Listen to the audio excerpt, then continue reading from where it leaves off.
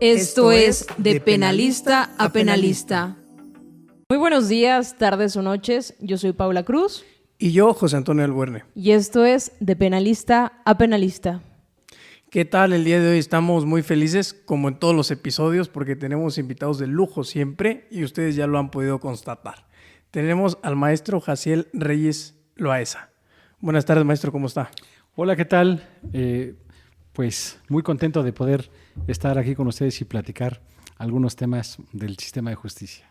Estamos encantados de tenerlo aquí en este programa. Yo creo que todas las personas que nos están escuchando, nos están observando, ya saben quién es el maestro Jaciel Reyes Loaesa. Pero yo quisiera preguntarle, ¿por qué el maestro Jaciel Reyes Loaesa decidió estudiar Derecho?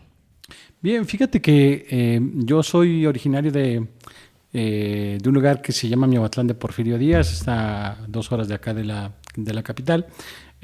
Cuando terminé el bachillerato decidí formarme acá académicamente en la ciudad.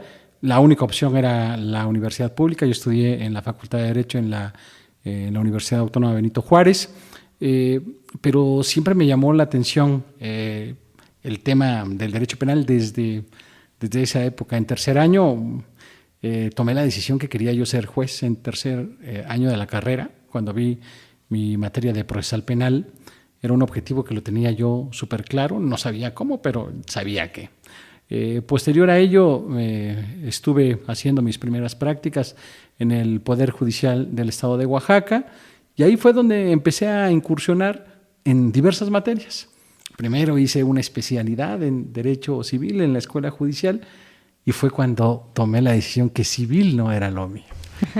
Posterior a ello fue que hice una especialidad en Derecho Penal y ahí me enganché. La verdad tuve muy buenos profesores en la especialidad y fue después de esto que decidí estudiar el posgrado. Cuando yo estudié el posgrado decido dejar la ciudad. Estudié en Ciudad de México, en el Instituto Nacional de Ciencias Penales, en el INACIPE que todos conocemos. Hice una maestría por investigación. De hecho, el resultado de esa investigación fue el producto del libro que publiqué más tarde. Ya cuando tenía esas bases, decidí hacer un segundo posgrado, ahora aquí en la Facultad de Derecho, en la división de posgrado de la UABJO, pero sentía yo que me hacía un poco falta conocer un poco más. Estábamos allá por finales de 2000, cuando surgió este tema del sistema de justicia. Venía una ola en toda América Latina y los más fuertes eran los chilenos, entonces decidí irme a estudiar allá. Estudié en el Centro de Justicia para las Américas de la OEA. Un año estuve en este proceso de formación. Entendí cuál era como la visión sudamericana. Posteriormente, como juez representante del Poder Judicial de Oaxaca y de México, por parte del Consejo General del Poder Judicial de España, nos mandaron a un grupo de jueces a hacer unos cursos especializados. Estudié en Montevideo, estudié en Guatemala, en la Antigua. Bueno, cuando me fui a Montevideo, Uruguay, estuve en Colombia, en Cartagena de Indias, en fin, en diversos lugares. Cuando ya conocí este escenario de cómo funcionaba en Sudamérica, advertí que todos ponían el foco de atención en el sistema norteamericano, cómo funcionaba. Entonces tomé la decisión, ¿y por qué no estudiar mejor en Estados Unidos, donde esto ya está mucho más consolidado? Y por eso posteriormente estudié una maestría en litigación en California Western School, en San Diego. Y después de eso, cuando ya me quedaron claras muchas cosas, temas probatorios, reglas de evidencia, temas de litigación, fue cuando dije, bueno, pero hace falta una visión distinta. Tengo una visión solamente continental, creo que hay que atravesar el charco, y fue como me postulé en un proceso que la verdad es bien complicado estudiar en la Universidad de Girona, porque son muy selectivos, y tuve la oportunidad junto con otros 2, 3 mexicanos que estudiamos el máster en razonamiento probatorio, y desde ese momento pues descubrí que el tema que más me apasiona es el derecho probatorio. Entonces, muy en resumidas cuentas, esa es como la trayectoria académica que he seguido estos años. Un poco de envidia, sí, aparte de admiración, qué gran carrera. Pero además yo quisiera preguntarle en el tema práctico, ya sabemos el lado académico, pero ¿qué es lo que ha hecho el maestro Jaciel? Fíjate que dentro de la judicatura yo empecé como un auxiliar dentro de un juzgado penal. Repartía yo la correspondencia y me tocaba hacer el aseo del juzgado, el privado del juez. Posterior a ello fui oficial administrativo. Hubo un concurso para ser secretario de juzgado. Concursé y salimos vencedores 2 personas. Me asignaron como secretario de juzgado. 3 años después vino el proceso de reforma y estuvo muy metido en este proyecto la agencia de Estados Unidos para el tema de financiamiento, capacitación y formación, y salimos elegidos como jueces del sistema acusatorio. Estoy hablando del 2006, ya hace muchos años, 2007. De 2007 me designaron juez, creo que era demasiado joven, tenía yo 25 años cuando me designaron juez. Wow. Entonces, de ahí estuve 18 años en la judicatura, en el tema de la jurisdicción. He recorrido muchísimos juzgados como juez de control, como juez del Tribunal de Enjuiciamiento. También estuve un par de años como juez en funciones de magistrado en la 3ª Sala Penal, en la 4ª Sala Penal. Y en el tema de la capacitación, fíjate que yo soy hijo de un profesor. Entonces, siempre en la sangre traía yo el tema de la formación. Inicialmente pensé y me focalicé en la capacitación únicamente especializada. ¿A qué me refiero? Únicamente posgrado. Pero fui entendiendo con el tiempo, no de inmediato, fui entendiendo con el tiempo que era más difícil mover las estructuras en el posgrado porque ya tenían una formación previa, hecha que derecha. Entonces, por eso después tomé la opción de iniciar el proceso de formación desde la licenciatura. Hay muchos que dicen, bueno, pero es que a veces en la licenciatura es como un poco, no es tan bien retribuido académicamente en cuanto a que no vas a encontrar los mejores cuadros, pero es el mejor momento, es como la adolescencia del jurista, Claro. donde toma rumbo, donde decide, donde inspira, donde te puedes traer a varios al lado del penal, ¿no? Y creo que ahí se sientan las bases para un profesionista posterior, porque nosotros somos resultados de ese proceso de formación. Entonces, me dediqué a la academia a la par de la judicatura. Llevo aproximadamente 18 años en la academia, de 2006-2007 para acá.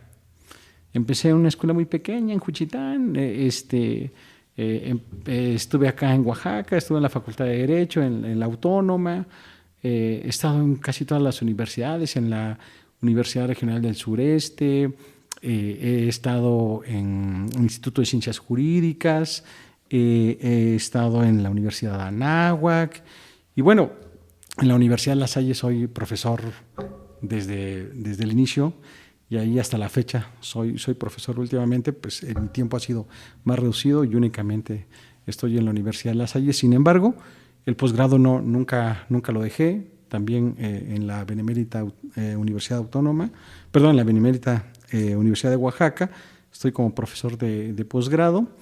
Y no solamente me dedico a eso, también soy profesor en la Escuela Libre de Derecho en Ciudad de México. Me honro de ser profesor de una escuela con tan alto nivel de exigencia, porque quizás muchos se preguntarán, ¿pero por qué? ¿No? Es que la Escuela Libre de Derecho es la única escuela honorífica para los profesores. Los profesores no ganan absolutamente un peso, sino el tema es poder llegar a ser profesor de esta escuela por el altísimo nivel de exigencia que se pide. Entonces, también soy profesor en la Universidad Iberoamericana, soy profesor en la Universidad Panamericana. Creo que en muchos lados a nivel nacional he estado participando, aunque tengo un sesgo en el sentido de que me dedico más a la formación de la judicatura. ¿Por qué? Porque ahí late mi corazoncito. Y hace algunos años, hace un par de años, tomé la decisión de dejar la judicatura, pues con el dolor de mi corazón también, pero hay procesos, hay ciclos que tienen que cumplirse y pues mi ciclo había terminado en la judicatura local. Me hicieron la invitación para ingresar al Poder Judicial de la Federación, uno de mis profesores de la universidad. Wow. Entonces le agradezco muchísimo a mi profesor que me hizo la invitación, me tomó en consideración y desde ese momento, hace casi 2 años, estuve en el Tribunal Colegiado de Apelación y actualmente estoy en un juzgado de distrito en el Poder Judicial de la Federación.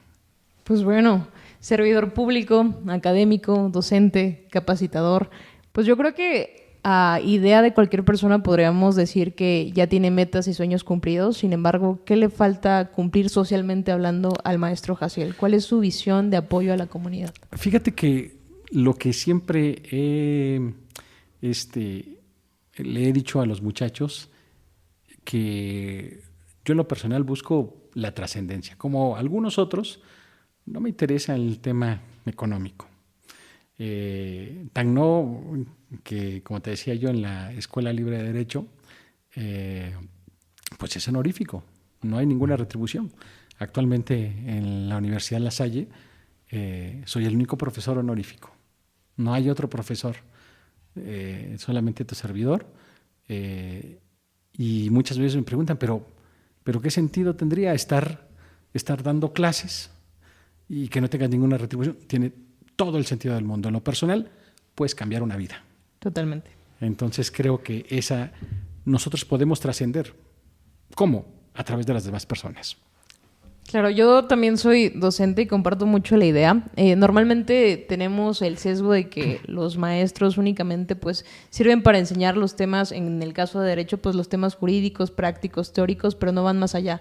Sin embargo, tenemos el contacto directo con esta parte de desarrollo, en donde usted bien dice que es como una adolescencia, por así decirlo, jurídica, y entonces podríamos cambiar perspectivas, podríamos cambiar incluso la forma en la que van a ver el derecho posteriormente y en cómo se van a desarrollar. Entonces yo creo que es de los trabajos y de las labores más nobles. Entonces pues qué gusto es conocerlo, maestro, no solo como todos lo conocemos del maestro Jaciel, sino saber lo que representa académicamente y también a través de pues del servicio público. Maestro José Antonio. Sí, claro, y también de los aportes que ha hecho, ¿no? Las conferencias en las que ha tenido la oportunidad de disertar, el libro que mencionaba.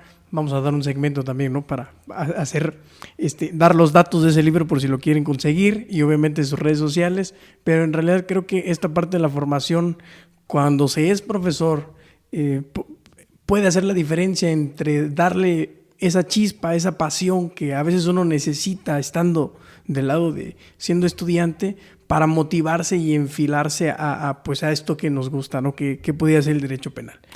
Sí, claro, nada más se me pasaba cuando esas noches cuando no puede uno dormir y cuando los pocos espacios que tengo, omití decir que me dedico a la investigación. Entonces, no solamente hago estas actividades que les había yo comentado,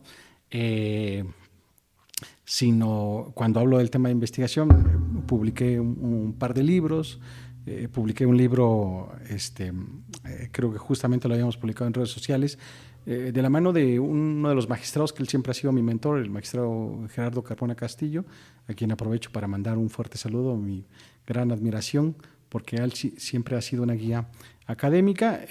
Antes habíamos escrito en coordinación un libro que se denomina Juicio Oral Penal, la reforma procesal penal en Oaxaca.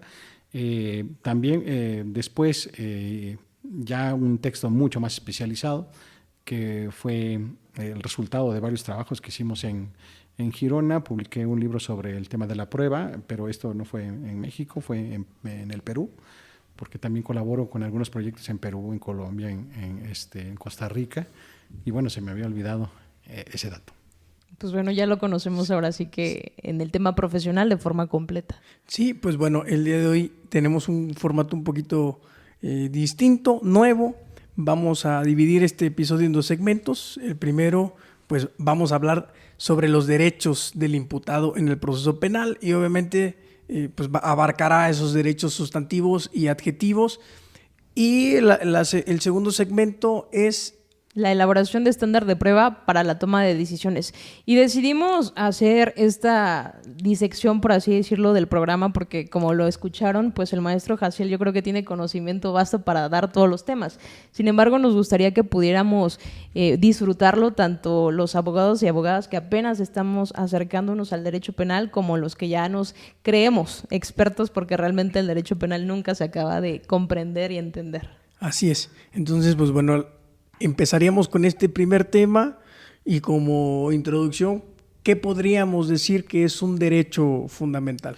Bien, cuando hablamos de derechos fundamentales hablamos de una prerrogativa que constitucionalmente se encuentra reconocida, aunque la visión correcta en este momento, dado la reforma del artículo 1 constitucional, va más en el sentido de un derecho humano. Pero, digo, cuando hablamos en el sentido técnico, entiendo que no es lo mismo un derecho fundamental que un derecho humano, pero para una concepción generalizada, a alguien que no es experto no le interesa mucho la distinción entre un derecho humano y un derecho fundamental. A él no le interesa si está en el tratado o está en la Constitución. ¿Cuáles son mis derechos básicos? Por un principio ¿cómo decirlo? Si nosotros generamos este tipo de foros, este tipo de actividades, para que todos podamos tener una cultura mínima jurídica. Es decir, si nosotros, para los que eventualmente se encuentran en Estados Unidos, han vivido ahí, han ido de visita, a cualquiera, en un momento determinado, si le preguntas, me acojo a la quinta enmienda, todos saben qué es la quinta enmienda. Sí, todos. Todos saben qué es la quinta enmienda. ¿Y qué es la quinta enmienda? Para aquel que no lo sabe, el derecho a guardar silencio. Así como nosotros, fíjate cómo hasta en los programas decían, se ha ganado un auto, pero de formal prisión. Ya había un colectivo imaginario que es un auto de formal prisión. Creo que es responsabilidad, pese a que ya tenemos muchos años con esto, del sistema acusatorio, es responsabilidad de todos los operadores generar una difusión sobre cuáles son mis derechos mínimos. Entonces los derechos, eso sería la prerrogativa que tengo reconocida. Empezaríamos por esa respuesta. Excelente.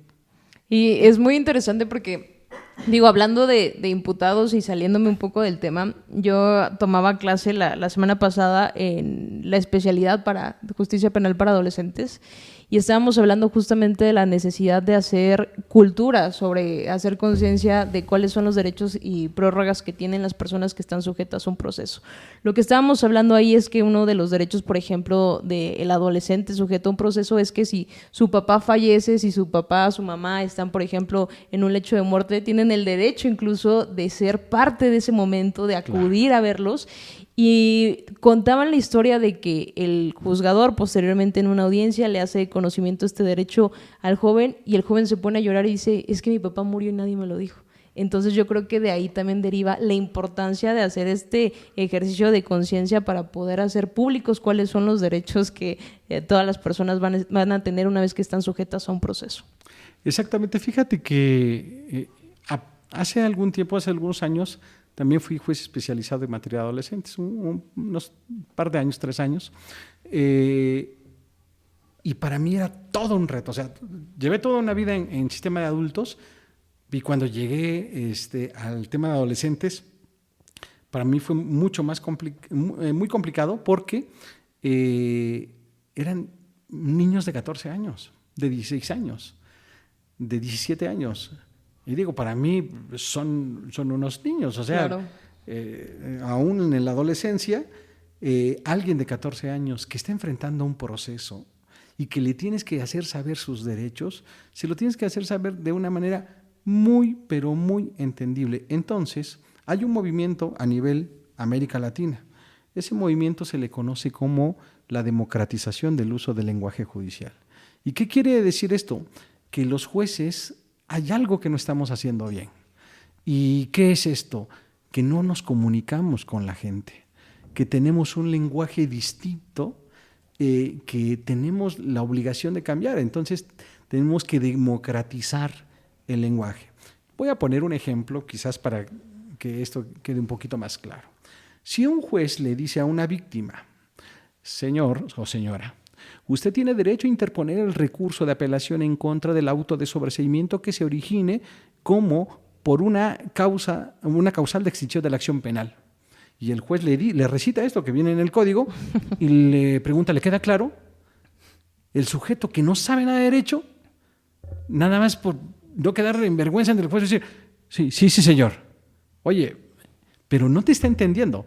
No sabe ni qué es un sobreseimiento, no sabe ni qué es una causal de extinción de la responsabilidad, no sabe qué es un recurso, no sabe qué es apelación. Un auto. Uh-huh. Entonces, creo que nada nos quita a los juzgadores, a las personas juzgadoras, empezar a utilizar un lenguaje distinto.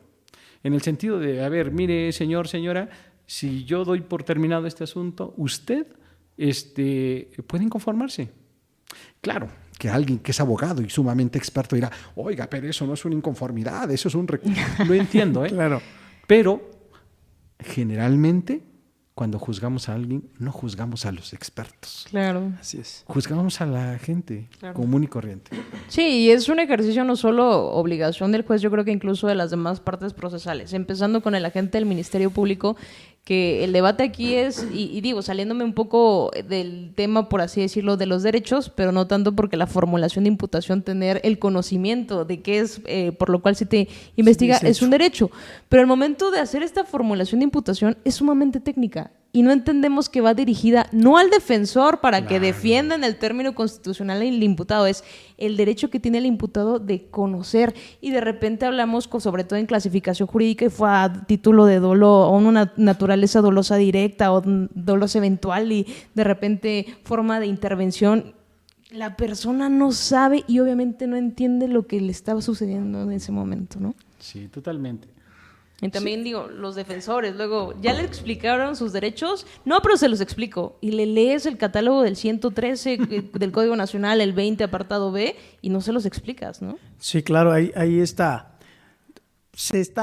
No es democrático el conocimiento, cuando menos en un proceso penal, porque quien está estudiado, pues lo va a conocer a la perfección. Pero quien es lego, quien no conoce sus derechos, incluso quien nunca se ha sentado a leer la Constitución por mera curiosidad, pues no va a entender de qué estamos hablando, ¿no? Entonces, justamente tenemos un episodio, me parece que es el 2, cuando se hace la formulación de la imputación, que es pues que ese hecho de lo que te están acusando, básicamente, tú lo sepas, el mismo juez le dice, ¿entendió usted? Pero yo creo que incluso el juez, no sé qué opinión le merezca a usted, podría decirle y explicarle para hacer efectivo ese derecho de entender de qué se le está acusando a la persona. Sí, yo creo que totalmente, a lo mejor alguno que esté viendo el programa dirá, oye, pero está sustituyendo al Ministerio Público. No, a ver, yo lo que quiero es confirmar si usted entendió. Usted entendió que lo están acusando, que usted mató al señor fulano, sí, y que lo mató con un cuchillo cuando llegó por la espalda, sí. Eso es lo básico, porque a veces cuando estamos comunicando imputación decimos, es que el sujeto se apoderó de una cosa ajena, mueble sin derecho y sin consentimiento de quien con arreglo a la ley. Oye, eso viene en el código. Claro.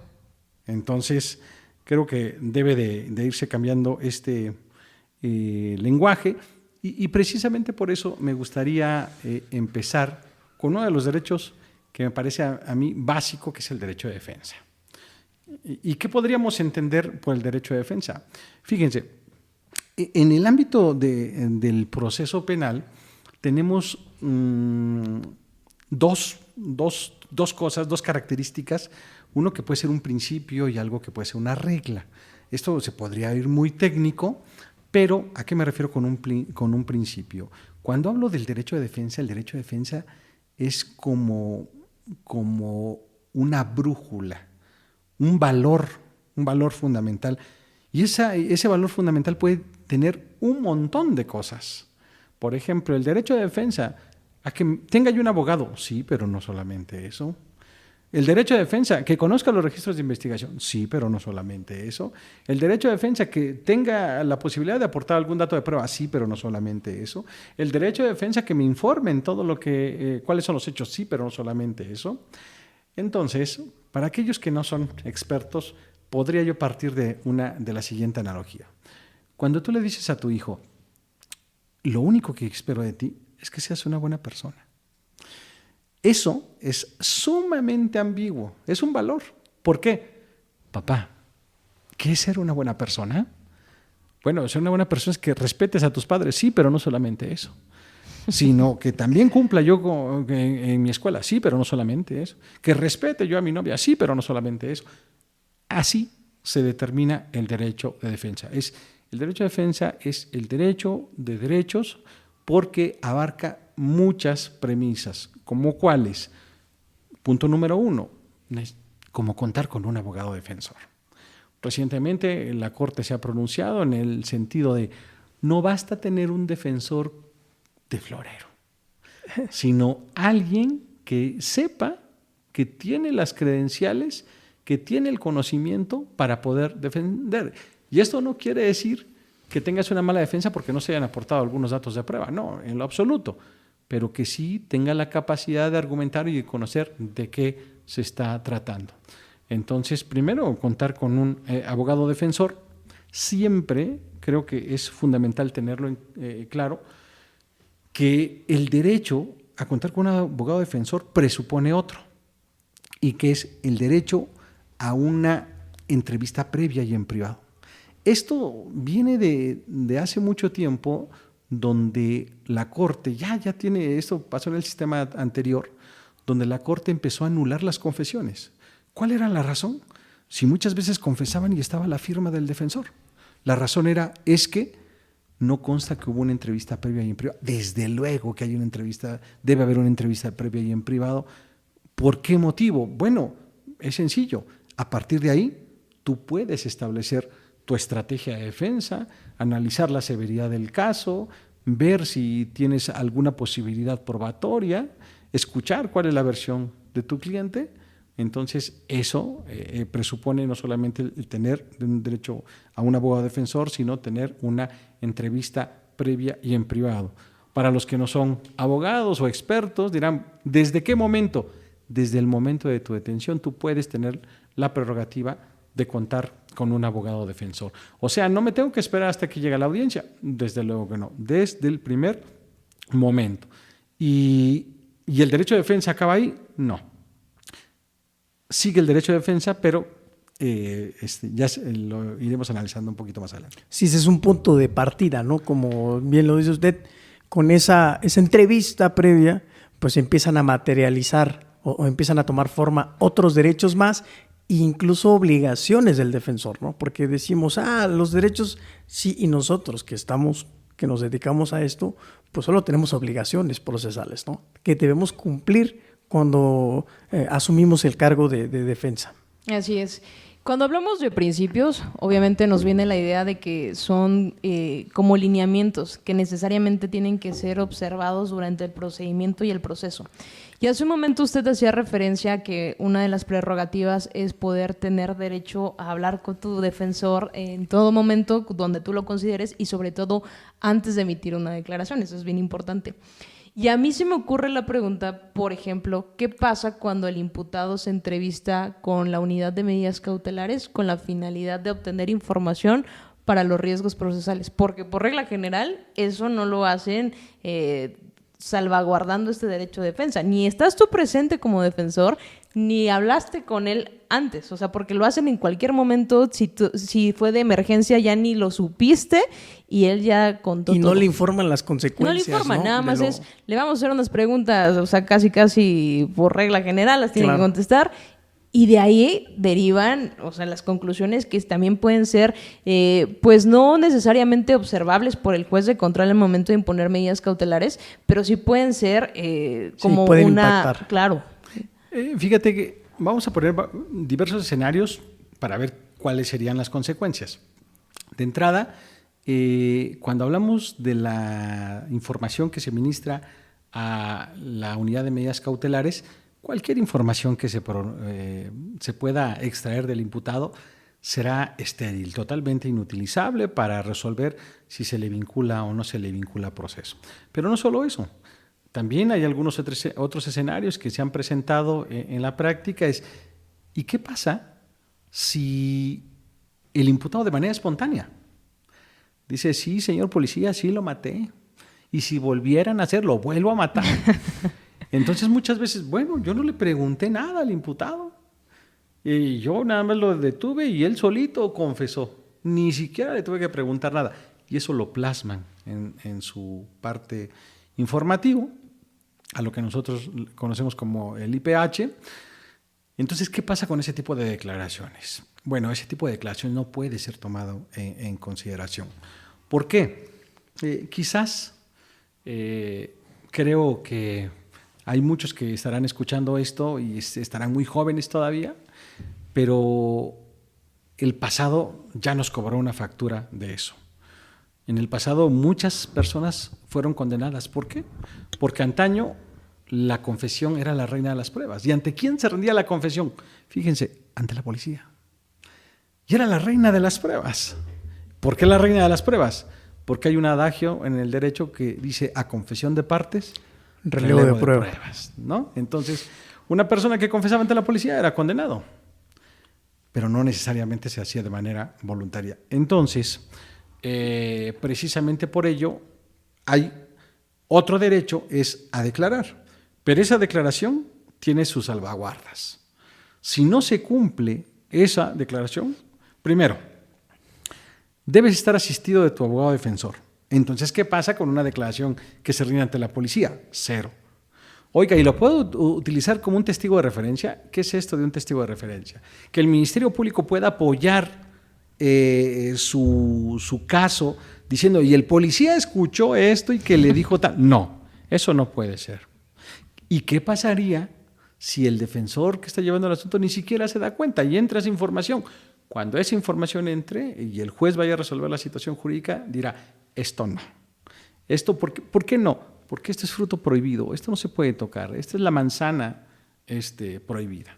Bueno, entonces, ¿y qué pasaría con lo referente a la unidad de medidas cautelares? Tampoco podría ser utilizado. Pero fíjense que a veces no hemos reflexionado un poco más allá del tema de la declaración. ¿Basta que esté presente el defensor? No. Volvemos al punto. Necesitas una entrevista previa en privado. Por eso no sé si han notado que en las audiencias lo primero que le pregunta el juez antes de si ya tuvo acceso a los registros de investigación, señor defensor, ¿ya tuvo oportunidad de entrevistarse con su cliente?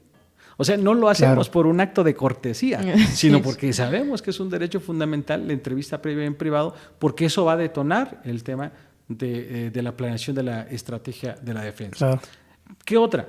Solamente se puede rendir ante el Ministerio Público o ante el juez. Entonces, ¿y qué pasa si declaro ante la policía? Esa declaración no sirve. Es probable que algunos digan, oye, pero no me parece adecuado. No me parece adecuado, ¿por qué? Porque a lo mejor está diciendo la verdad. Es posible que sí. Pero déjame decirte que muchos inocentes pagaron condenas injustas porque los hicieron declarar ante la policía. Eso fue lo que la historia nos enseñó y por eso se le puso freno en la Constitución, Claro. que solamente puede declarar con esas salvaguardas. Una última más, que quizás no hayamos reflexionado y que quizás todavía en el foro no le hayan dado el peso. ¿De dónde viene este derecho a declarar y poder utilizar su declaración en su perjuicio? De las reglas Miranda.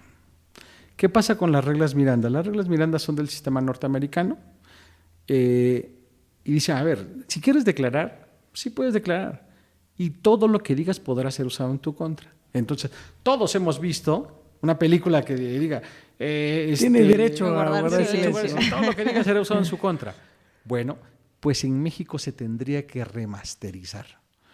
Porque diga, tiene derecho a guardar silencio, pero aunque el imputado diga, sí, policía, mire, yo lo maté, eso no puede ser utilizado en su contra. Tiene derecho a guardar silencio. Si usted decide declarar, tendrá que ser ante el Ministerio Público, ante el tribunal, en presencia de un defensor. Pero no solamente en presencia de un defensor. Para que alguien pueda declarar y se pueda defender, necesita conocer los hechos y lo que hay en la investigación. Claro.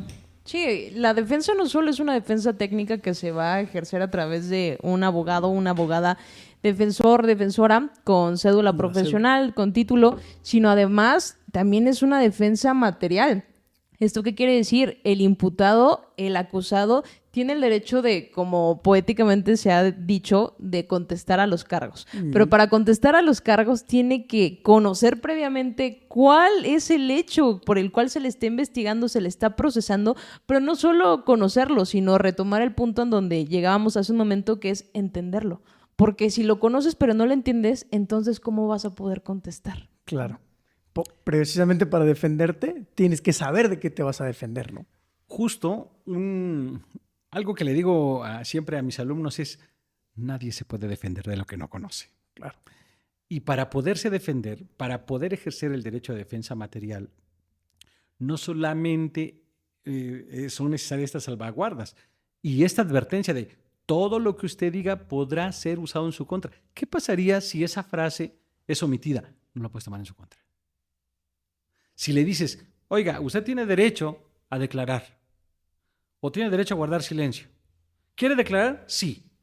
Y lo usas en su contra, oye, no le hiciste las advertencias, ¿eh? Las advertencias es ponerle en claro que si tú abres la boca, lo que sea que tú digas, así como te puede beneficiar, te puede perjudicar. ¿Qué pasa si algunos creen que es un mero formalismo? No, no es un mero formalismo. Entonces, justamente por eso decía yo el tema de las reglas Miranda, es que igual en el sistema norteamericano, si no le hacen saber que puede ser usado en su contra, aunque hubiese aceptado el hecho delictivo, no puede tomarse en consideración. Por eso, quizás para los que están en sus primeras etapas de defensores, atención con esto. Ahora, quiero declarar, ¿está bien? Nadie puede declarar de lo que no conoce. Por eso, justo como lo decías, para el derecho de defensa se presupone otro, el derecho a la información. El derecho a la información, fíjate que desde los tratados internacionales, desde el Pacto de Derechos Civiles y Políticos, se estableció una regla. Esa regla venía en la Constitución antes de la reforma de 2008. Y era que antes de la declaración preparatoria debería conocer la naturaleza y causa de la acusación. ¿Qué es eso de la naturaleza y causa de la acusación? No estoy hablando de la etapa intermedia, no, sino la naturaleza son cuáles son los hechos que me atribuyen. Y segundo, la causa, cuáles son las pruebas o elemento probatorio. Seguramente alguno dirá, oye, pero apenas estamos en una audiencia inicial, no son pruebas, son datos de prueba. Sí, está bien. Ese debate lo tendré con los expertos en otro momento. Claro. Pero para los no expertos, que sepas de qué te detuvieron. ¿Por qué te detuvieron? ¿Por qué te están formulando cargos? Y segundo, ¿cuál es el material probatorio que existe en tu contra? Pero cuando decimos, ¿cuáles son los hechos? Cuando te digo los cargos, imaginemos, para los que apenas están iniciando, que estamos, para conocer los cargos, es como una clase de inglés. ¿Y por qué? Todos cuando cursamos las primeras lecciones básicas de inglés, hay un módulo donde nos enseñan las WH, donde nos dicen what, where, when, why. Y justamente esas WH se tienen que contestar. What? Necesito saber qué, dónde, cuándo, quién, a quién. Pero esto lo vamos a conectar con el uso del lenguaje democrático en un sentido que pueda comprender el sujeto. ¿Por qué? Porque si usted le dice, mire, es que le están imputando que usted perturbó la posesión de manera furtiva. Híjole, furtiva, es que yo no estoy fuerte. No, pero es que no estamos hablando de eso. Furtivo es que aprovechó que no había nadie. Se metió a escondidas. Por ahí hubiéramos empezado, ¿no? Entonces, conocer los hechos es algo que me puede decir dónde, cuándo, qué, quién, a quién y cómo, pero en un lenguaje totalmente común, en un lenguaje totalmente coloquial, solamente así podrían entenderlo. Y las pruebas, los datos de prueba o los elementos probatorios que sepan. ¿Y por qué es importante saberlo? Porque quizás a partir de los elementos probatorios que citen, quizás ni siquiera sea necesario declarar. Quizás yo tenga las ganas de declarar, pero estratégicamente el defensor le dice, lo que más le conviene es callar. Pero esa no es una decisión del juez, es una decisión de la defensa. ¿A partir de qué? De lo que las cartas que presente la fiscalía. Claro, ¿y qué otros derechos tiene el imputado? Bien, hay algunos otros derechos como podría ser el tema de la presunción de inocencia. La presunción de inocencia, fíjense que ya la Corte ha ido definiendo algunas directrices, especialmente 3. La presunción de inocencia como regla de trato en el ámbito probatorio y en el ámbito de la libertad. Como regla de trato, es lo más complejo que lo veremos en la siguiente sección con el estándar de prueba. ¿Qué es una regla de trato o estándar de prueba? Esto quiere decir que debe haber un umbral de suficiencia. ¿Qué es esto de un umbral de suficiencia? Para destruir la presunción de inocencia. Para los que no son abogados, y puedas entender esto, voy a partir de una analogía. ¿Cómo sabes tú cuando tienes fiebre? Bueno, vas con un médico y te pone un termómetro. Cuando tú alcanzas los 38 grados en adelante, tú tienes fiebre. Aquí y en China tienes fiebre. No depende, es que yo me siento muy caliente. No importa cómo te sientas. Si rebasas los 38 grados, es que sí tienes fiebre. Por más que sientas mucho calor corporal. Entonces, los 38 grados es el nivel de suficiencia, es el umbral que se tiene que rebasar. Entonces, este tema del estándar de prueba, la Corte señala, digámoslo de esta manera, no lo dice de esta forma, pero para que todo el mundo lo pueda entender fácilmente, si alcanza los 38 grados probatoriamente hablando, entonces el Estado está legitimado para sancionar. Pero ¿qué pasa si no los alcanza? La presunción de inocencia se impone y dice, es mejor absolverlo. Y ahora, fíjense cómo funciona esto.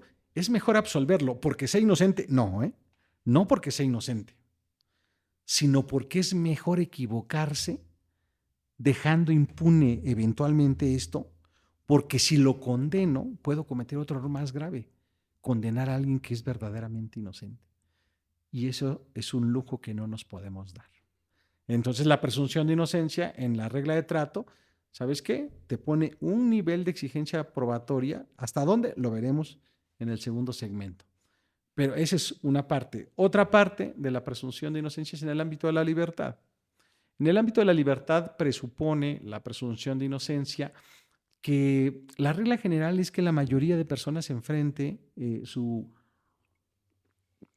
proceso en libertad. Muchas de las personas que no son abogados dirán, bueno, pero hace yo 10 años tuve un accidente y choqué y me metieron a la cárcel. Es que así funcionaba antes. Sí. Todos iban a prisión por unas lesiones, por un allanamiento, por un robo, por lo que sea. Todos iban a prisión. Y eso era un mensaje bien fuerte. ¿Por qué? Porque había muchos delitos que eran menores. ¿Y hasta cuándo podías obtener tu libertad?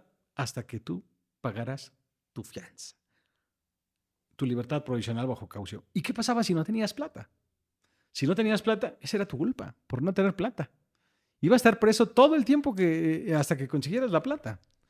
Eso cambia con esta modalidad y por eso muchos procesos, no sé, pensemos en unas lesiones, un robo pequeño, algunos daños, esos no van a enfrentar su proceso en prisión, sino la regla será que se les dé la posibilidad de enfrentar su proceso en libertad. Algunos pensarán, oye, pero eso no es generar impunidad. El problema es que cuando a ti te lo aplican, es cuando te das cuenta de la importancia de la presunción de inocencia. ¿Por qué? Cuando a ti te señalan, quizás injustificadamente, como responsable de un hecho delictivo, todavía no sabemos si tú vas a ser responsable o no. Por eso es mejor, para no causar tanto daño, es mejor que enfrente su proceso de libertad y que solamente pueda pisar prisión si es condenado o no. Entonces, y por último, como en el ámbito probatorio. En el ámbito probatorio, ¿qué implica la presunción de inocencia? La presunción de inocencia en el ámbito probatorio implica que la persona que es acusada no tiene que probar nada. Pero me gustaría reflexionar un poquito. ¿Quién tiene que probar que eres responsable? Quien lo tiene que hacer es el Ministerio Público, quien lo acusa. El Ministerio Público no como persona, como parte del Estado. Entonces, si el Estado quiere sancionar a alguien, si el Estado quiere ejercer su poder, está bien. Pero siempre y cuando existan elementos probatorios. Sí, y con ¿no? reglas, ¿no? Ujú. Sí, claro. Entonces, pero ¿qué pasa si yo me asumo como inocente? Si yo me asumo como inocente y yo afirmo una historia distinta, hay un malentendido acá, porque dicen, bueno, no es que no tengo que probar nada. En el momento que tú estás afirmando algo, que tú estás planteando una historia, Claro. tienes la obligación de probar algo. Es cierto que no tienes carga de la prueba. No tienes la obligación. Tienes el derecho de probar. Hay muchos juicios que la defensa ha ganado no porque el Ministerio Público no probó, sino porque la defensa probó que eventualmente era inocente. Y eso no quiere decir que le estemos trasladando cargas. No estás obligado a probar. Pero si tú tienes pruebas que eventualmente puedan acreditar esa inocencia, adelante. Sí, se asume esa carga de manera voluntaria, por así decirlo, ¿no? Exactamente. Claro, de ahí deriva también que se llegue a conocer el proceso como del sistema de justicia acusatorio adversarial. Y hay muchas discusiones donde ¿dónde dice que es adversarial? Sin embargo, si vas a llegar a juicio, es porque tienes una historia antagónica. Independientemente de que sea una proposición fáctica diversa, tienes la idea de que sucedieron las cosas de forma diversa. Entonces, por eso dice el maestro, o sea, si tú vas con esa idea, no puedes decir yo nada más lo digo y suena razonable. No, además lo tienes que corroborar, ¿no? A través de la producción de medios de prueba, ¿no?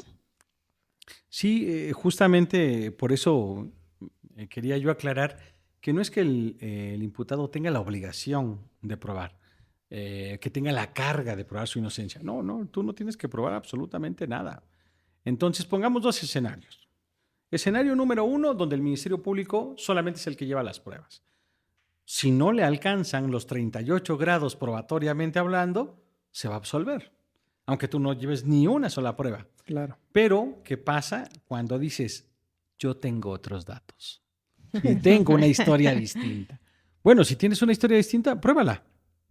Y entonces el juez se va a ver en una suerte de competencias de dos versiones y verá cuál es la versión más razonable. Claro. Y si las dos versiones son tan creíbles, es mejor absolverlo. Claro. Por la duda razonable. Así es. Creo que esa es la mejor explicación, porque en las películas vemos, ¿no? No probó más allá de toda duda razonable. Y todo el mundo, incluso en México, la misma corte, se tuvo que dar la tarea en varios amparos directos en revisión de explicar que es un término acuñado del sistema anglosajón incluso, pero bueno, la duda razonable es básicamente eso, ¿no? Que si el defensor llega a probar o hace una actividad con pruebas en el juicio y de alguna manera el juez duda respecto de si la versión de la fiscalía es creíble, lo va a tener que absolver. Eso es un derecho que se tiene y es una protección. A mí me gustaría preguntar, Salvo, después de tu comentario, si esto puede generar impunidad o se puede entender como como que de absolver a las personas, estamos generando impunidad por esa duda razonable. El problema es, como lo veremos en el otro segmento, ¿cuál es el objetivo que busca el proceso penal? Si tu finalidad es castigar culpables a cualquier precio, eso sería correcto. Pero cuando digo castigar culpables a cualquier precio, ¿qué precio estás dispuesto a pagar? ¿No importa que muchos inocentes terminen siendo culpables? No importa. Si ese es el precio, entonces estaría bien. Pero si lo que quieres no es castigar culpables, sino proteger inocentes, ¿cuál es el precio? El precio es que algunos culpables van a quedar impunes. Pero alguno se preguntará, oye, pero eso viene en la Constitución, y la Constitución dice que se procurará no dejar impune al culpable y proteger al inocente. Pero mira, te lo explico de una manera súper sencilla. Mi abuelita siempre me decía que no podíamos chiflar y tragar pinole al mismo tiempo, porque chiflar era totalmente incompatible a tragar pinole. Proteger al inocente y procurar que el culpable no quede impune es chiflar y tragar pinole. Son contrarias. Sí. ¿Quieres proteger inocentes? ¿Quieres castigar culpables? ¿Cuál es, conforme a la política criminal, qué es lo que pretendes? En un Estado democrático social de derecho, ¿qué es lo que buscamos? Me parece que es mucho más grave condenar a un inocente que eventualmente dejar impune a un culpable. Pero lo abordaremos seguramente un poquito más adelante. Gracias. Sí, yo creo que este tema incluso nos ayuda a reflexionar porque acá afuera, como diría la doctora Lisbeth Padilla, las personas de a pie, las que no son abogados y abogadas, muchas veces tenemos la idea de la venganza. Es decir, tú realizaste una conducta o te están señalando que realizaste una conducta Cárcel. y viene, o sea, Claro. la necesidad de venganza. Lo tienes que pagar con cárcel. Cuando sabemos que la base del derecho penal no es un castigo vengativo, por así Claro. decirlo, ¿no? Y muchas veces, pues, el discurso allá afuera es ese. O sea, ¿cuántas veces no vemos es que salió libre, ¿no? Y no sabemos que incluso uno de los derechos también del imputado es que después de las 48 horas, una vez que está en retención del agente del Ministerio Público, pues también puede quedar en libertad o puede ser puesto a disposición del juez. Pero las noticias ahí es como es que lo dejaron libre y pagó, cuando no saben que posiblemente llegaron a una reparación, ¿no? Claro. Un acuerdo reparatorio. Entonces, Sí, totalmente. Justamente por eso hace un rato decía que la mayoría de las personas deben tener ese derecho de enfrentar a su proceso en libertad. Pero aquí hay un tema que tenemos que trabajar todos los que estemos involucrados en el sistema de justicia, y esto es tratar paulatinamente de desarraigar el tema de la venganza Claro. como justicia. O sea, el tema de, es que esté en prisión, no me importa que 1 o 2 días. ujú. No, o sea, ese es un tema de venganza y el derecho penal no es para vengarse. El derecho penal, vamos a sancionar. ¿Saben por qué a una persona se le impone una pena? Justamente no por ojo por ojo, diente por diente. Ujú. No. La finalidad es que la persona que eventualmente llega a prisión pueda reinsertarse. Esa es la finalidad. Claro. No castigar, no castigo por castigo, no ojo Sí. por ojo. Lo que se ha conocido como una prevención especial, como para que tú, José Antonio, no vuelvas a realizar una conducta, pero puedas regresar a la sociedad.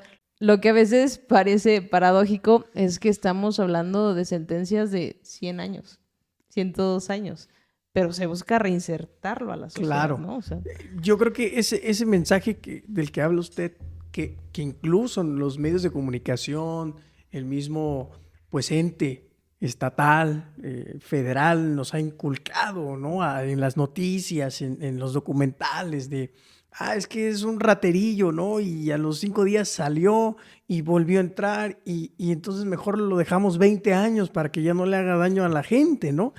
Pero nos hacen creer que pues este castigo, esta pena, pues es sinónimo de lo justo, o de la justicia Exacto. propiamente, ¿no? Entonces, de esto también viene lo que comentabas tú, 100 años, 120 años, 50 años, y si entra a los 50 y le das 50 años, pues yo creo que ya nunca más va a volver a ver la luz, ¿no? Sin estar dentro del penal. Pero creo que este sistema, pues de alguna manera conserva esos vestigios punitivistas, pero retomamos el primer punto. Es tan importante informarse de los derechos, es tan importante tener esa cultura jurídica. Sí, la verdad, o sea, derechos mínimos como saber que tengo derecho a un abogado, que tengo derecho a que me informen de qué es lo que me están atribuyendo, de conocer qué hay en la carpeta de investigación. Y uno que no he abordado es el derecho a guardar silencio. ¿Por qué?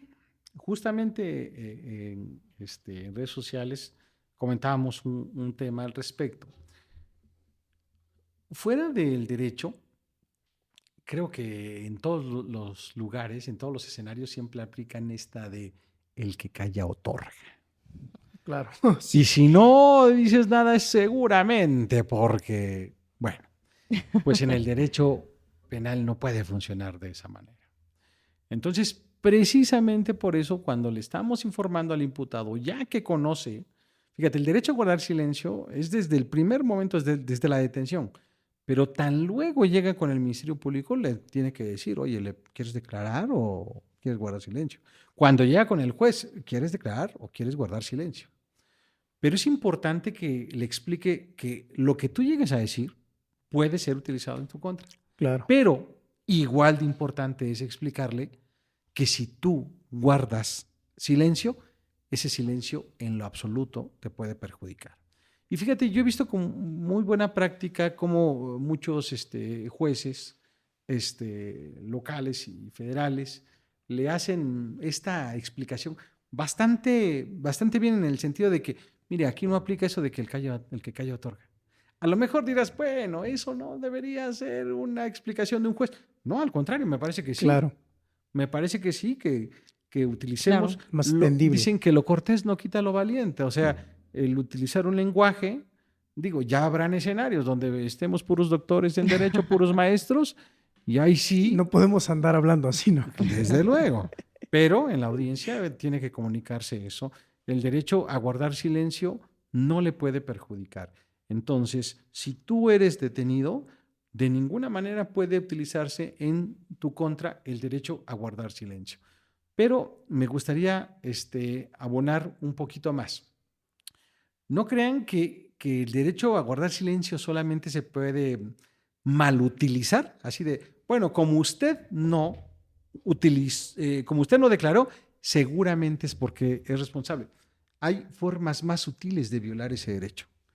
Veamos. Una forma sutil y que es incorrecto, y digo, también lo pongo en la mesa para que los jueces reflexionemos sobre este punto.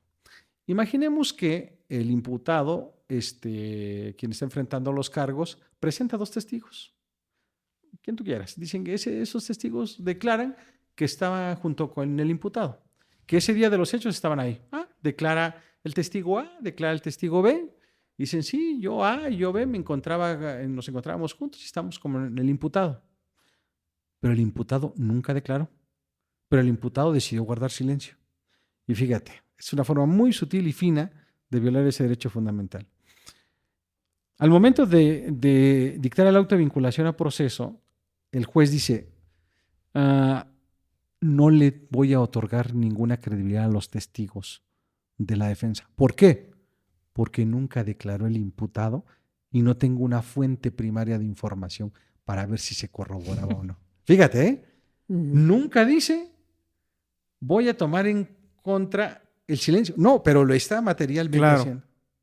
Digo, esto lo comento porque hemos tenido algunos asuntos en amparo donde detectamos, oye, ahí hay trampa, ¿eh? Claro. Hay trampa porque estás utilizando el silencio. Entonces muchos piensan que el silencio solamente se puede utilizar en perjuicio así cuando el juez dice, lo vinculo porque no declaró y por lo tanto asumo que es responsable. No, también hay formas más sutiles de poder utilizar el silencio. Entonces, el juez no puede utilizar el silencio en lo absoluto, en lo absoluto.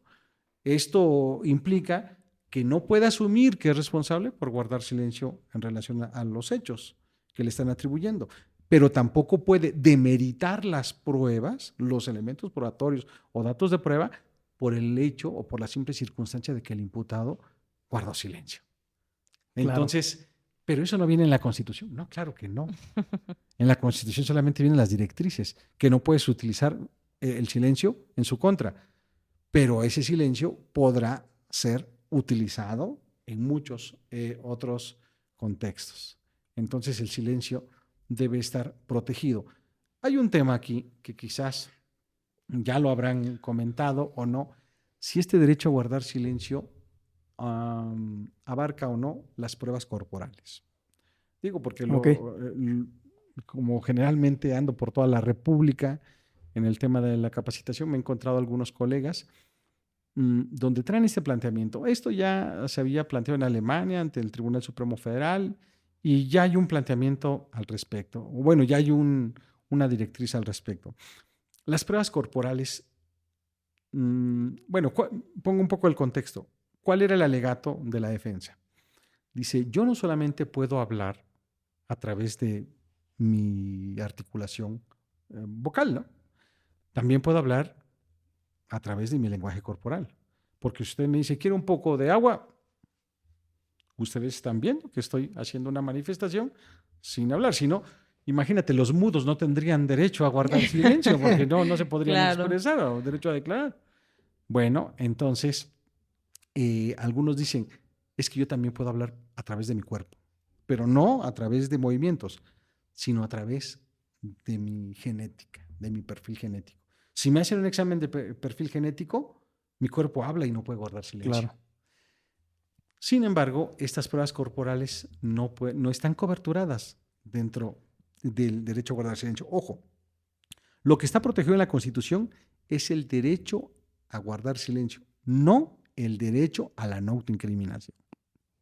El derecho a la no autoincriminación es mucho más grande y pertenece a este gran derecho, el derecho a guardar silencio. ¿Qué otro pertenece a la no autoincriminación?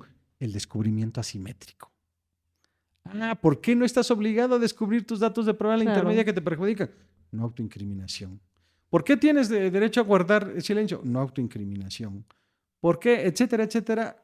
La no autoincriminación no está protegida como tal por el orden constitucional, sino unas partes de la no autoincriminación, como sería el derecho a guardar silencio. Incluso el numeral 252 del Código Nacional de Procedimientos Penales nos hace referencia a que son actos de investigación permitidos, nada más que requieren un control judicial previo para realizarlo, en el entendimiento de que pues se van a vulnerar derechos fundamentales, pero a través de este ejercicio pues de ponderación y de proporcionalidad. Pero eso no significa justamente que tú, como eres imputado o eres acusado, bueno, imputado sobre todo cuando estamos hablando del plazo de investigación complementaria, pues que digas, no, porque yo tengo derecho a guardar silencio. Si tú dices que no, puede venir una audiencia y la autoridad jurisdiccional puede decir no. O sea, una muestra, puede decir incluso la misma firma, ¿no? Sí, claro. Y esto también ha originado otros debates. Dice, ¿hasta dónde me pueden obligar? Y se han dado dos posturas. Hace rato te comentaba yo que cada cierta temporalidad nos reuníamos todos los jueces de Iberoamérica. En aquel tiempo, no recuerdo el año, nos reunimos jueces de toda Iberoamérica y discutimos justamente puros temas probatorios. Y entonces, ¿cuáles eran las posturas sobre pruebas corporales? Opción A. ¿Por qué no prevenimos al imputado que se haga la prueba? Y si no quiere, asumamos que es culpable. Opción B. ¿Por qué no usamos la fuerza mínima necesaria para vencer su resistencia y le sacamos la prueba? ¿Cuál fue la opción mayoritaria? La opción B. La opción A era impensable. Oiga, pero es que otros escenarios, como en el derecho familiar, tú lo has dicho, los intereses que se afectan en el derecho familiar son totalmente distintos que los que se afectan en el derecho penal. Y sobre todo, lo más grave, fíjate, asumir que porque no te haces una prueba eres culpable es asumir que de la nada se prueba algo. Así es. O sea, que no tiene base epistémica. Claro. Entonces, eso ha sido debatido. Digo, últimamente ya está superado el tema, pero durante hace 10, 15 años que empezamos a debatir esto, esos eran los dos posicionamientos. Y creo que es un posicionamiento peligrosísimo el asumir que si no se obliga, lo presumo como, no. Las presunciones de culpabilidad son contrarias a la presunción de inocencia. Así es. Y al sistema de valoración racional, ¿no? Del propio sistema acusatorio. A mí me gustaría preguntarle algo, creo que tú lo has vivido, Paula. Muchas veces en esta audiencia, para que nos entiendan si se va a vincular a proceso o no a una persona, y eso me gustó mucho, ¿no? De la nada no se puede probar algo, pero ¿qué pasa si, por ejemplo, el Ministerio Público dice, bueno, se recolectaron tantos casquillos, o se aseguró tal vehículo, ¿no? O se inspeccionó tal vehículo, ¿no? Que estaba balaceado, por ejemplo, pero nunca se aseguró. No sabemos dónde está, no sabemos cuál fue el destino final de ese vehículo. Es decir, pues resguardado jurídicamente no existe en la investigación. Solo fueron, inspeccionaron y listo. Y pues muchas veces se dice, no se cumple ese nivel de suficiencia, ¿no? Porque pues ¿cómo? Si eso es el objeto del delito. Uno no se asegura. Y no existe, ¿no? Entonces, como no existe, válidamente como defensor yo podría decir, pues eso es una deficiencia en cuanto hace a probar tal elemento, ¿no? Entonces, como no se probó A, como no se probó B, como no se probó C, pues no puedes vincular a proceso. Se me ocurre otra forma en la que, no sé si usted lo comparta, se vulnera, por ejemplo, pues el principio, ¿no? De la carga de la prueba, principio de presunción de inocencia en su vertiente de estándar. Pues dice, bueno, sí, si bien dice, tiene razón el defensor, ¿no? Efectivamente, nada más se inspeccionó, pero no existe en la carpeta de investigación asegurado el vehículo. Pero el defensor tampoco lo desvirtuó. ¿Y cómo desvirtuó algo que no existe? Sí. Entonces creo que también es una manera creativa en la que se ha vulnerado pues estas circunstancias de las que hablamos. No sé qué opinión. Sí, mira, te voy a poner un ejemplo. Hace rato te dije les decía yo, que la presunción de inocencia en el ámbito probatorio es que tú no tienes la obligación de probar nada. Ahora les voy a poner un ejemplo que pasa muy a menudo. Delitos en materia de narcomenudeo. Posesión simple. Te encuentran con, no sé, medio kilo de marihuana. Dice, bueno, tiene posesión simple y dice, hay que probar la existencia del enervante, que esté dentro de tu radio de disposición y que no cuentes con ninguna autorización. Y fíjate, esto lo he visto muy a menudo, generalmente los defensores no dicen nada, y el fiscal dice, bueno, está probado que este montón de hierro es marihuana. Bien, el primer checklist. Sí. Segundo, estaba dentro de su radio de disposición porque lo traía dentro del saco. Ah, muy bien. Y tercero, no contaba con autorización porque este hecho se acredita de manera negativa porque no probó que contara con esa autorización. No, señor, porque él no tiene que probar. En todo caso, usted tendría que probar que no tiene esa autorización. Usted debió solicitar un informe a la Secretaría de Salud para saber si contaba o no. Lo mismo pasa con portación de arma sin licencia. Claro. Entonces, él tiene que probar que no tiene licencia. Oye, mándale un oficio a la Sedena para saber si tiene licencia. No, ese hecho se prueba de manera negativa. Pero obviamente, quizás por todos los años que ya llevamos en esto, lo logramos advertir así de inmediato, pero para alguien que es un poco principiante dirá, ¿pero dónde está la vulneración a la presunción de inocencia? ¿Sabes dónde está la vulneración? Que le están invirtiendo la carga al defensor. E incluso en temas como de, bueno, cuando el imputado está retenido ante el agente del Ministerio Público, normalmente hacemos referencia a que para el Registro Nacional de Detenciones ya dio un domicilio. Y ya, o sea, dijo, yo vivo acá y punto.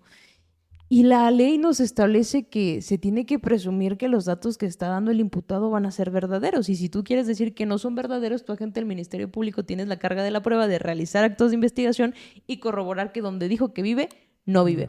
Pero de repente en su acuerdo de retención se avientan como no acreditó el arraigo porque dijo que vive acá, pero no presentó como que algún registro y lo incorporó como antecedente para establecer que sí es su domicilio. Pero la ley te dice que él ya te dijo en dónde vive. Si tú quieres refutarlo, ve, manda a los agentes estatales de investigación y que te digan, esto ni siquiera existe.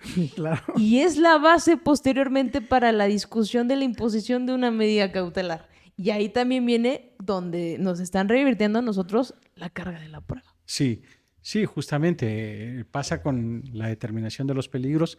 Quien tiene la obligación de acreditar los peligros procesales va a ser el Ministerio Público, no la defensa, porque muchas veces es que usted no probó que tenía arraigo. No me le eche la bolita a mí. Quien debe de probar que no tengo arraigo es aquel, es el de enfrente, ¿no? Entonces, este tema de la presunción de inocencia es bastante complejo, es un tema fino de que hay formas de que parecen imperceptibles de detectar, ¿no? Ajá.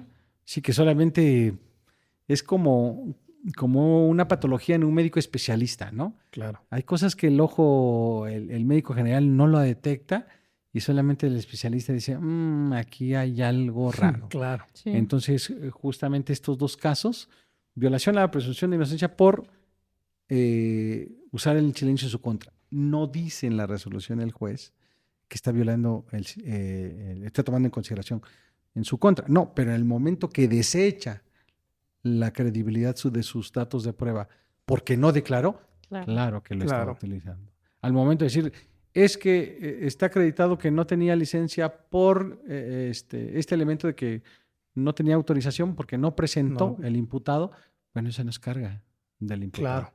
Esa es responsabilidad del acusador. Así es. Es que, yo insisto en esto porque pues es una cosa de todos los días. Es una lucha de todos los días, al menos nosotros que mayoritariamente somos defensores, que pasen este tipo de circunstancias. Cuando se va a vincular o no a proceso. Como dice usted, hay que tener un ojo clínico muy estudiado, un ojo quirúrgico para poder detectar. Pero ¿cómo partimos de la detección de estas violaciones? Pues conociendo qué derechos tenemos, ¿no? Sí, claro. La presunción de inocencia no es un tema, no es solamente un discurso, ¿no? Porque todo mundo se entiende esto de, tengo derecho a que se me presuma inocente hasta que no se demuestre lo contrario. Sí, pero ¿qué abarca esto? Bueno, la obligación de que yo no tengo que probar nada, pruébalo tú, Estado, tú, Ministerio Público. Claro. La obligación de que si no hay pruebas suficientes me tienes que absolver. No porque sea inocente, sino porque tú tienes que romper esta presunción de inocencia. Y luego el tema de la libertad. O sea, si me presumes inocente, imagínate, me presumes inocente y me tienes en prisión, ¿qué tal que me presumieras culpable? Me golpearías. Torturado, ¿no? Sí, entonces esas son las reglas básicas del juego. Pero yo creo que para eso también necesitamos juzgadores muy capaces y capacitados, porque probablemente allá afuera hayamos escuchado, y retomando el punto que hablábamos hace un momento, de que queremos que todas las personas que probablemente lo hicieron porque alguien lo señaló, estén en prisión para que no se vaya a dar a la fuga, por ejemplo. Y nos parece es una buena idea hasta que nos toca un familiar, hasta que nos toca a nosotros o a nosotras. Sí, claro. Entonces yo creo que hay que comenzar a quitarnos esa venda de los ojos, a ser conscientes y empáticos, porque no estamos exentos de que nos suceda alguna de estas circunstancias. Y reitero, por eso la necesidad de tener jueces capaces y capacitados. Bueno, pues yo creo que ya hemos llegado a la parte final de este episodio. Gracias a todos y todas ustedes por su apoyo, por suscribirse, por activar la campanita, por seguirnos en todas nuestras redes. Siempre publicamos un link, ¿no?, que nos lleva a todas. Por favor, suscríbanse. Es muy importante para nosotros porque así podemos continuar haciendo esto para ustedes. Y muchísimas gracias, maestro Jaciel, por estar en este programa, por darnos su conocimiento. ¿Y cuáles son sus redes sociales para que lo puedan buscar? Bien, en redes sociales me pueden encontrar como Reyes Loaesa, en Instagram o en Facebook. Muchas gracias. Bueno, si tú estás siendo señalado como probable partícipe, es decir, como que probablemente realizaste una conducta prohibida o un delito, pues recuerda que tienes derechos y qué mejor que los que te acaba de decir el maestro Jaciel. Si quieres conocer más al respecto, pues está justamente el artículo 113 del Código Nacional de Procedimientos Penales, el artículo 20 de la Constitución, y pues estamos para atenderte cualquier mensajito y con gusto pues respondemos tus dudas conforme a este episodio. Y hasta la próxima. Nos vemos en la próxima.